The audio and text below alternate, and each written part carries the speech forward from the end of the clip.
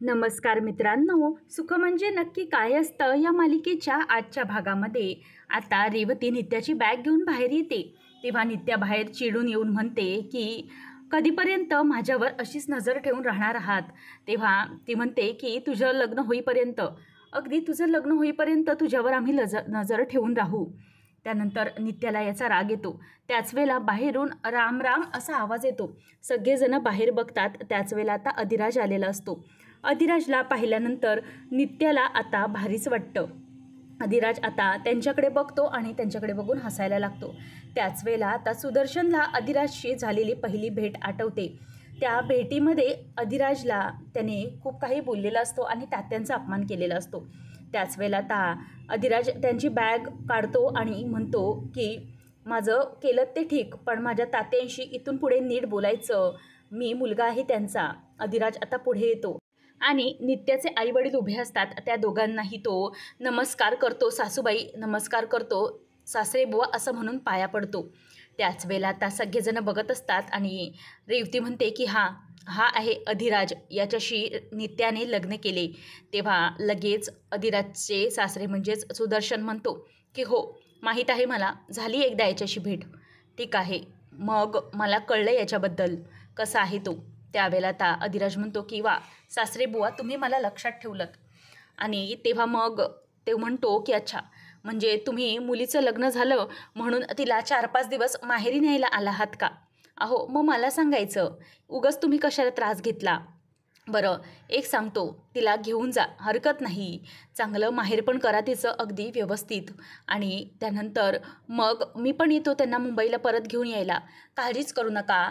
त्यांना जितके दिवस राहायचे तितके राहू दे, नंतर मग मी येतो त्यांना घेऊन जायला. तेव्हा सुदर्शन म्हणतो की हे बघ, तुझं तोंड बंद कर. तू किती नाटकी आहेस ना ते आम्हाला माहीत आहे आणि तुझं घरही पाहिलं आहे, त्याच्यामुळे काहीच बोलायची इच्छा नाही. तेव्हा अधिराज शांततेतच बोलतो की हो त्या मॅडम, तुम्ही यांना आपल्या घरी बोलवलं होतं, हे घरी आले होते, मग तुम्ही त्यांचा पाहुणचार केला की नाही, त्यांना चहापाणी दिलं की नाही, की तुम्ही इथेच असेच घेऊन आले त्यांना. तेव्हा मग त्यावेळेला अधिराजचं ते बोलणं ऐकून सुदर्शनचा पारा आणखीनच चढत चाललेला असतो. सुदर्शन म्हणतो की हे बघ, त्या घरात पाणीही पिण्याची इच्छा नव्हती आमची. बरं, जाऊ दे. आता एक गोष्ट नक्की की मी माझ्या मुलीला इथून घेऊन जायला आलेलो आहे आणि तुझी नाटकं बंद कर आधी. आणि तुझ्यासारख्या माणसांना काय हवं असतं ना हे मला चांगलंच ठाऊक आहे. म्हणूनच गपचूप तुझे पैसे घे आणि माझ्या मुलीच्या आयुष्यातून कायमचा चालता हो. तिला मी कायमचं मुंबईला घेऊन चाललो आहे. तुझ्यासारख्या माणसाची लायकी नाही आहे माझ्या मुलीशी लग्न करण्याची आणि तिच्याबरोबर संसार करण्याची. तिला आम्ही कायमचं घेऊन जायला आलेलो आहोत. तेव्हा मग हे ऐकल्यावर अधिराजला धक्काच बसतो आणि राजमाला पण आता खूप भीती वाटू लागते. अधिराज म्हणतो की अहो सासरे बुवा, काय बोलताय काय तुम्ही? नित्या मॅडमला तुम्ही माहेरपणाला घेऊन जायचं असं म्हणून आलात ना, आणि त्यांना कायमची नेण्याची भाषा कसली सांगताय, आणि हे सगळं तुम्ही नित्या मॅडमला सांगितलं आहेत का? तेव्हा मग तो म्हणतो की हे बघा, म्हणजे तुमचा प्लॅन असा आहे का की तुमच्या मुलीला घेऊन जायचं आणि त्यानंतर मला पण बोलवायचं आणि मलाही तिथेच ठेवायचं, आणि तुम्ही मला घर जावई म्हणून ठेवणार आहात की काय? तेव्हा सुदर्शन म्हणतो की अरे काय बोलतोस काय तू? तुझी लायकी तरी आहे का आम्हा अधिकाऱ्यांचा जावई होण्याची? सुदर्शन अधिकारी आहे मी आणि ती माझी मुलगी नित्या अधिकारी. त्याच वेळेला आता लगेच हे ऐकल्यावर सुदर्शनला अधिराज हात जोडून सांगतो की हो, तुम्ही असाल अधिकारी इंडस्ट्रीजचे मालक. तेव्हा तो म्हणतो की हो, मी आहेच मालक आणि तुझ्यासारखे हजारो अधिराज पोसू शकतो मी. तेव्हा अधिराज म्हणतो की हात जोडतो, तुमच्या वयाचा मान राखतो आणि नात्याचा पण आपल्या, म्हणून सांगतो की तुम्ही पोसत असाल हजारो माणसं, पण अधिराज जाधव नाही, अधिराज जाधवला कधीच तुम्ही पोसू शकणार नाही. आणि लक्षात ठेवा इथून पुढे माझ्या बायकोशी वागताना. तेव्हा अधिराजला सुदर्शन म्हणतो की तुझ्याशी पुण्यात काहीच अर्थ नाही, मी माझ्या मुलीला आता हा घेऊन चाललो. तेव्हा अधिराज तिथून उभा असतो आणि नित्या ही स्वतःचा हात सोडवायला जात असते, मात्र दुसऱ्या बाजूने तिचा हात खेचला जात असतो. त्याच वेळेला अधिराज हा नित्याचा एका बाजूने हात धरतो आणि सुदर्शन हा म्हणतो की नित्या चल. तेव्हा अधिराज म्हणतो की नाही, तुम्ही माझ्या बायकोला असं घेऊन जाऊ शकत नाही. त्या जर त्यांच्या मनाने आल्या तर ठीक होतं, पण त्यांच्या विरोधात मी काहीही होऊ देणार नाही. त्यांची इच्छा नसतानाही जबरदस्ती तुम्ही तिला घेऊन जाऊ शकत नाही. ती माझी बायको आहे. माझा अपमान केला ठीक आहे, पण माझ्या बायकोला झालेला त्रास मी सहन करणार नाही. तेव्हा सुदर्शन म्हणतो की तुझी बायको नंतर, आधी ती माझी मुलगी आहे आणि म्हणूनच मी माझ्या मुलीच्या हक्काने मला घेऊन चाललो आहे. माझ्या बापाचा हक्क आहे म्हणून मी तिला हाताला धरून घेऊन चाललो आहे. तेव्हा मग आता अधिराज म्हणतो की नाही, त्या अजिबात कुठेही जाणार नाहीत, कारण आमचं दोघांचं लग्न झालं आहे, आमचं 7 जन्माचं नातं आहे आणि हो, नियतीने बांधलं हे नातं. मी तुमच्या मुलीचा हात धरणार नव्हतोच ओ, पण नियतीचं काय करू? त्या दोघांनी आम्हाला एकत्र आणलं आहे, नियतीने आणलं म्हणून आम्ही एकत्र आलो आहे, लक्षात ठेवा. आणि आता इथून पुढे कधीही नियतीचं डावलणार नाही. त्याच वेळेला आता सुदर्शन चिडतो आणि बंदूक काढून तो अधिराजच्या डोक्यावर ताणतो आणि म्हणतो की हे बघ, आत्ताच्या आत्ता तुला मी उडवू शकतो, इतकं लक्षात घे. हे ऐकल्यानंतर आता नित्या आणि राजमा दोघेही खूपच घाबरतात आणि अधिराजच्या डोक्यावर ट्रिगर ठेवून तो उभा असतो आणि अधिराजच्या डोक्यावर बंदूक देखील ताणलेली असते. त्याच वेळेला अधिराज म्हणतो की काय झालं, आणि त्यांचे हात आता लटपटायला लागतात. माई आता देवी पुढे हात जोडते आणि म्हणते की देवी आई, तू जे काही करतेस त्याच्यामागे कारणं असतात, हे खरं आहे, आणि हे सगळं तू केलंस ना, सगळं आमच्यासाठी केलंस, तू सगळ्यांचं भलं बघते. आणि ती आता दगड हातात घेऊन म्हणते की हा दगड आहे ना, हा दगडोबा, या दगडोबाला मी जाऊन माझ्या नित्या अधिराजला लग्नाची भेट म्हणून देणार आहे. काय रे दगडोबा, तू अजूनपर्यंत त्या अधिराजला का आठवण करून दिली नाही की तो जयदीप आहे म्हणून? मग आता तुला एक काम करते, अधिराजच्याच हातात देते, तूच त्याला आता आठव करून दे की तोच जयदीप आहे माझा. मग आता माईला ते सगळे आठवते. जंगलात गेल्यानंतर जेव्हा अधिराज हा दगड जपानचा आहे आणि हा आपल्यापासून दुरावलेल्या माणसांना आपली आठवण करून देतो, आपल्या मनातल्या गोष्टी त्या माणसापर्यंत पोचवतो, हे सांगितलेलं असतं. माई रडते. त्याच वेळेला लवली येतो आणि म्हणतो की अगं माई, आता कशापायी रडायला लागली आहेस तू? अगं आता तुझ्या मुलांकडे मी तुला घेऊन चाललो आहे ना, मग तू का रडतेस? तेव्हा मग आता हे ऐकल्यावर माई म्हणते की हो रे, पोरांकडे जाते मी, पण काय ना, आनंदाचे अश्रू आहेत हे म्हणून वाहत आहेत. त्यावेळेला आता लवली म्हणतो की अगं तू अशी रडू नको, नाहीतर तुझी मुलं मला सोडणार नाहीत, तो तुझा अधिराज आणि नित्या मला सोडणार नाहीत. तेव्हा मग ती म्हणते की हो चालेल, नाही सांगत त्यांना काही. नंतर आता अधिराज हा त्या सुदर्शनला म्हणतो की काय झालं, थांबलात कशाला? दाबा ट्रिगर आणि बंदूक टाका माझ्या डोक्यात, असं म्हटल्यावर आता नित्या घाबरते. सुदर्शन हा ती ट्रिगर ही दाबण्याचा प्रयत्न करत असतो, मात्र त्याचे हात आता लटपटायला लागतात आणि अधिराजचा तो आत्मविश्वास आणि जिगरबाजपणा पाहून आता तो घाबरतो आणि बंदूक खाली करतो. अधिराज त्याच्या हातातूनच बंदूक खाली काढून घेतो आणि म्हणतो की हे बघा, तुम्ही तुमच्याबरोबर येताना बंदूक तर आणली आहे, पण एक गोष्ट लक्षात ठेवा, तुम्ही काळ आणला नाही. कसं आहे ना, काळ आणावा लागतो प्रत्येक गोष्टीसाठी आणि तो काळ अजूनही आलेला नाही.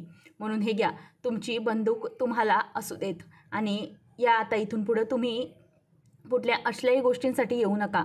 माझी बायको ही माझ्याजवळच राहणार, जोपर्यंत त्यांची इच्छा होणार नाही तोपर्यंत त्यांना मी कुठेही पाठवणार नाही. जेव्हा त्यांची इच्छा होईल की त्यांना तुमच्याकडे यायचे, तेव्हा मग मी त्यांना नक्कीच पाठवणार. त्याच वेळेला आता सुदर्शन हा निघालेला असतो आणि तो नित्याला म्हणतो की हे बघ नित्या, तुझं फायनल डिसिजन काय आहे? तुला शेवटचं विचारतोय मी, तुझं काय आहे डिसिजन? तू येणार आहेस माझ्यासोबत की? तेव्हा ती म्हणते की नाही डॅड, मी नाही येणार तुमच्यासोबत, कारण माझं लग्न झालेलं आहे आणि तुम्ही भेटलात ना या माणसांना. खरंच ही माणसं मला आपलीशी वाटतात आणि तसेच तुम्ही आहात, हे सगळेजण माझे आहेत, तसेच तुम्ही आहात डॅड, असं ती त्याला समजावते. तेव्हा सुदर्शन म्हणतो की नाही, आता मला याच्यामध्ये कुठल्याही प्रकारची सारवासारव करून नको. एक गोष्ट लक्षात ठेव, आता तू रस्त्यावर येशील, रस्त्यावर. तेव्हा ती म्हणते की डॅड, तुम्ही तर माझ्या घरी आलात ना मगाशी, मग मी कशी रस्त्यावर येईन? तेव्हा तो म्हणतो की ठीक आहे, तुझं आत्मविश्वास किती दिवस टिकतो तेच मी बघणार आणि तू रस्त्यावर येशील. अधिकारी इंडस्ट्रीजची मालकीण होतीस, आता तुझा अधिकार संपला, आता इथून पुढे तुझं आणि माझं नातं संपलं, तू मेलीस आमच्यासाठी, असं म्हणून ते निघून जातात. नित्या काही बोलायला जाते तर ते काहीच बोलू देत नाहीत. रेवती पण तिच्याशी न बोलताच निघून जाते. आता नित्या तिथेच खाली बसते आणि ती रडायला लागते. अधिराज तिला शांत करत म्हणतो की मॅडम थांबा, मला समजतंय तुमच्यावर काय झालं आहे ते, म्हणून पण तुम्ही प्लीज थांबा. तर इथे सगळेजण शांत बसलेले असतात. तेव्हा पाहुणीला खूपच मजा येत असते. पाहुणी म्हणते की आई, तात्या, सावरे, खरंच खूप बरं वाटायलं आहे ना आता, अगदी घरातली अवदसा गेल्यासारखी वाटायली आहे, खरंच खूप शांत वाटते. मी ना चहा टाकते सगळ्यांना, म्हणजे तरतरी येईल. तेव्हा लवली म्हणतो की अगं चहा 2 आणखी टाक, आम्ही पण आलो आहे. तेव्हा मग माई विचारते की माझे नित्य अधिराज कुठे आहेत? तेव्हा मग आता पाहुणे सांगते की नाही, अधिराज तर बाहेर गेला आहे. नित्या ही तिच्या वडिलांसंग निघून गेली. ते तिला घेऊन गेले आहेत कायमचे मुंबईला. हे ऐकल्यावर माईला धक्का बसतो. माई म्हणते की काय, नित्या मुंबईला कशी काय निघून गेली? तेव्हा पाहुणे म्हणते की ते काय आहे ना, तिचे वडील आले आणि तिचे वडील म्हणाले की चल आपण जाऊया, आणि ती त्यांच्यासोबत निघून गेली कायमची.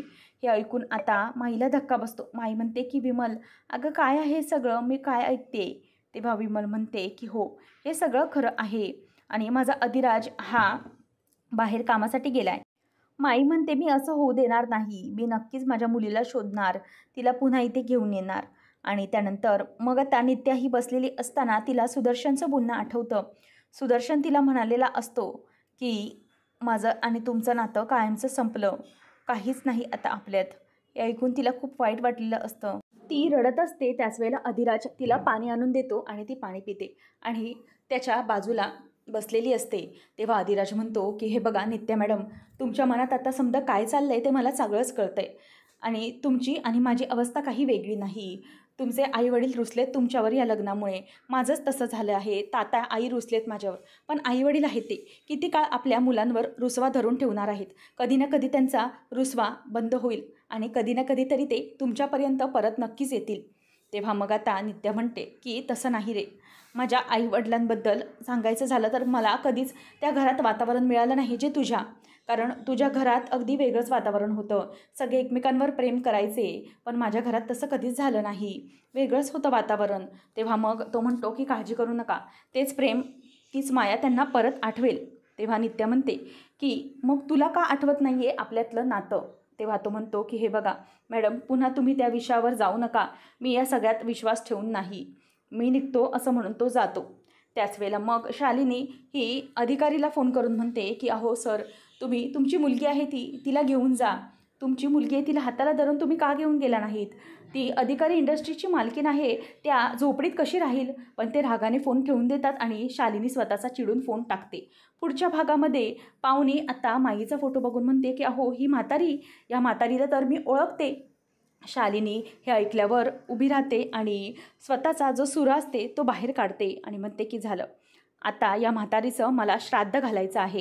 हे ऐकल्यावर पाहुणीला धक्काच बसतो आणि पाहुणी ही तिच्याकडे बघतच राहते. त्यानंतर मग आता संध्या येतो आणि म्हणतो की अरे, प्रॉब्लेम झाला आहे. म्हणतायत की जनगणनेची माणसं आलीत, पण मला ती वाटत नाहीत. ती माणसं मला वाटत आहेत की माईला शोधायला आलीत आणि बहुतेक शालिनीचीच माणसं असावी ती, असं तो म्हणतो आणि या सगळ्यांना धक्काच बसतो. तर इथे जोगतीन ही अधिराज नित्याचा हात हातात देऊन म्हणते की या जन्मात तुमचं लग्न झालं म्हणजेच तुमच्या लग्नाचं सार्थक झालं, असं म्हटल्यावर दोघंजणही बघत राहतात. अशाच अपडेट्ससाठी आताच आपल्या चॅनलला सबस्क्राईब करा.